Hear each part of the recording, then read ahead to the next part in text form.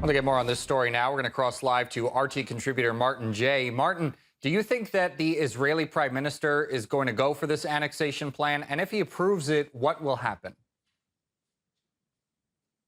I think what we're looking at now is actually a bluff. I think the Israelis have somehow backed themselves into a corner and don't have any really salient, sober, long-term strategy for Gaza or the West Bank. And the timing of this is very interesting.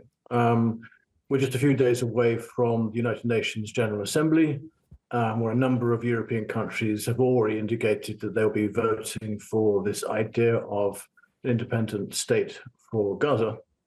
And I think what we're seeing now is a kickback from the Israelis, who have, until now, had a considerable amount of confidence driving their policies. They believe they've done very well in Iran. They've done well in Gaza. They've decapitated Hezbollah in Lebanon and more or less seized Syria as a sort of new proxy state of their own. So there's a lot of confidence there. As a lot of people from the far right are sort of saying, we've done so well, we've got Trump in the White House, why don't we go the full 9 yards? Let's just push all levers to the maximum and see what we can do in the West Bank and Gaza. But this, I think it's a bluff. I think it's very much a way of reacting to what these European countries are threatening to do in the United Nations.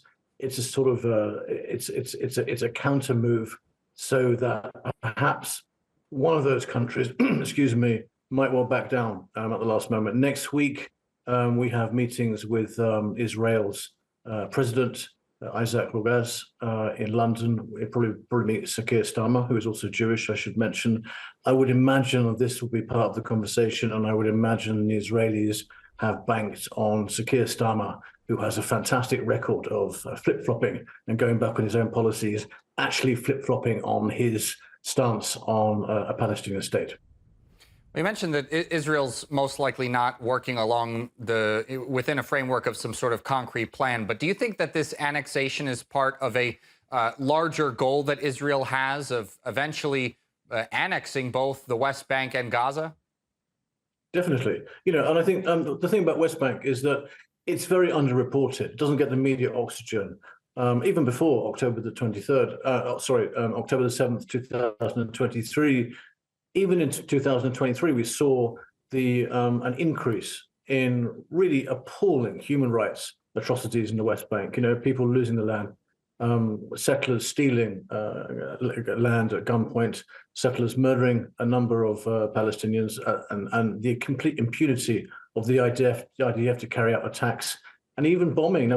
So bombing is something which is relatively new in the West Bank. It was a rare thing for a very, very long time, from 2005, but now in the recent years it's becoming more and more common. So, there has been a long-term strategy to annex the West Bank, but the Israelis haven't really thought it through, haven't really decided what would be the best way to do it. Their idea is to basically surround the Palestinians on all sides, and basically beat them into submission, steal their land, and force them out at gunpoint and murder them if possible. It's another extension of the Gaza ethnic cleansing policy. You raised a point earlier, I think a very important one, about a couple of countries that are kicking up some dust.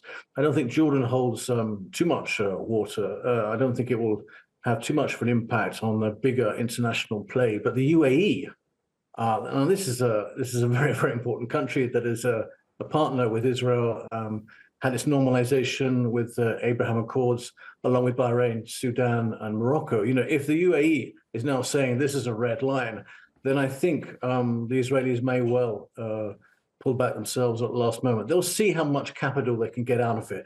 I think it's a political ruse. All right, RT contributor Martin J., thanks a lot for bringing us those details.